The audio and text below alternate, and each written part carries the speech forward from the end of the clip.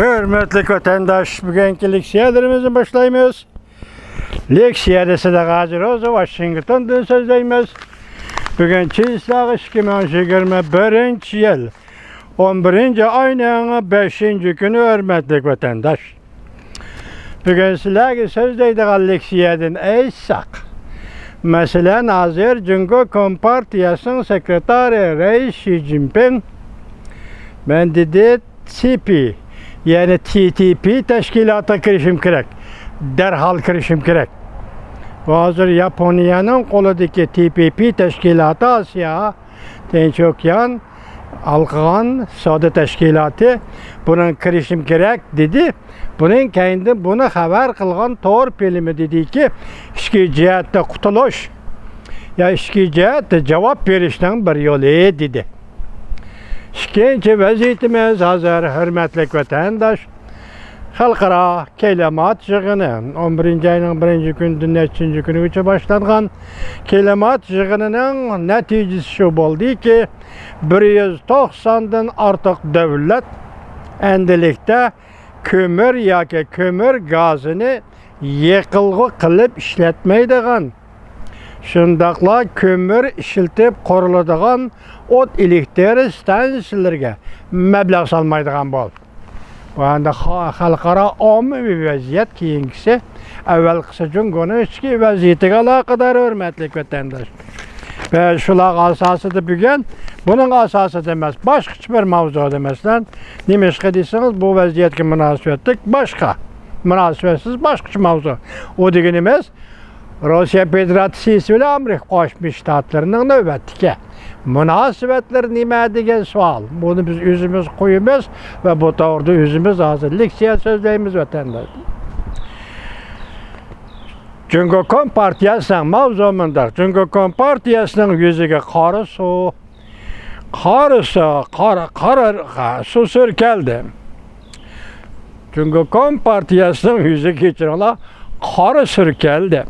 Rusya Federatsiyasi amaldorlari bir qancha qitim Amerika bilan maxsus ko'rishdi. Kompartiyaning ichki ko'rishi keskinlashdi. Mavzuli xabar 11. ayning 4. kuni Jungo'ga nazar torbetida e'lon qilindi. Xabar mundaq boshlandi. Ko'pchilik yaxshimisizlar? Bu xabarni ham o'sha leksiyada nima mavzuni yozgan avtor da'vatidir. Ko'pchilik yaxshimisizlar? Yangi so'g'oq munosabatlar urushi ahvoli ishxonasi g'a kelganinglarni qarshi olaman. Men deb o'zini tanishtirdi. Bu yozuvchi ismim deydi Li Chengyuan. Jungo Kompartiyasining yuziga qora surkildi. İttifaqdosh Rossiya amaldorlari Amerika bilan bir qancha qatam ko'rishdi deb mavzu qo'yildi bu leksiyaga. Amerikada New York Vaqt gazeti qatorliq bir qancha gazetlar 11. ayning 2. kuni hammasi degudek Amerika bilan Rossiyaning davlat bexatarligi yuqori darajalik amaldorlarining suhbat o'tkazganligini xabar qilishdi. Xabarda o'xshashla mundaq ko'rsatildi. Bu ko'rishish 7. aydan beri, o'sha yil 7. aydan beri Amerika Rossiya yuqori darajalik amaldorlarning bir qancha qitim maxfiy uchrashganligining eng yangi bir qitimidir. Ikki davlat o'rtasida uchrashishlarni ko'paytganlikning eng yangi dalilidir. Rossiya bilan munosabatlarni garchi ittifoqdosh bo'lmasaqmi, ittifoqdoshlardan ortiq munosabatimiz bor deb so'zlab kelayotgan Jungo Kompartiyasi uchun aytganda, bu uch davlat munosabatida, ya'ni Jungo, Rossiya Federatsiyasi, Amerika. Uch davlat munosabatida Jungo bargan sari diqqat qiladigan yo'roq nuqtaga aylanib qoldi. Amerika ham Rossiya Jungoni o'xshashlar tushunishga boshladi deganlikdir. yo'riq nuqtaga aylanib qoldi deganlik Amerikami, Rossiyami Jungoni tushunishga boshladi deganlikdir.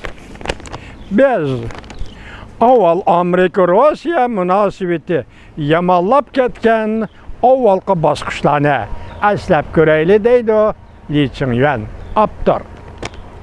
Avval Ukrainaga yaqin bir yerda Rossiyaning yadro o'q beshilik raketasi bayqaldi. Kreml sari yangi tajovuzchilikning boshlanishi mumkin, yangi tajovuzchilik boshlanishi mumkin deb bishorat berdi. Shuningdek keyin Rossiya Amerikaning mudofaa sistemasidan yandab o'tadigan ovozdan tez uchadigan chorlovchi raketani sinab qildi. Shundaqla Amerika boshchiligidagi NATO bilan munosabatlarni uzib tashladi. Yoz faslida hakkerlar hujumini sal to'xtatgandan keyin Rossiyaning ichki qismidan kelayotgan bulanch xarakterlik detalning hujumi yoki yumshoq detalning hujumi yana qayta boshlandi. Amerika Jungo munosabati dastlabki bosqichlarda bo'layotgan ishlar. Amerika tarafdan aytsak, Prezident Joe Biden birinchi oyda vazifaga o'tirgandan boshlab Amerika Rossiyaga nihoyatda qattiq embargo yurgizdi. Ukraina armiyasini tarbiyaladi va qurollantirdi. Hamda Rossiyaning nishonlariga o'ch ilash xarakterlik hakkerlar hujumi qo'zg'ash to'g'risida tahdid soldi.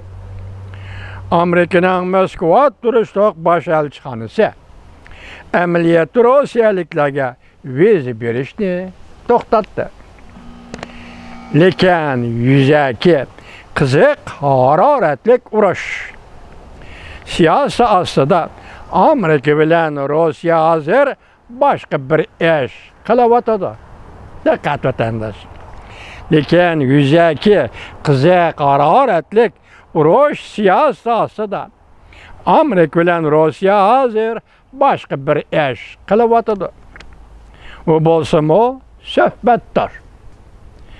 6 ayda Janvada Prezident Joe Biden 6 ayning 16 kuni esingizda bo'lsin.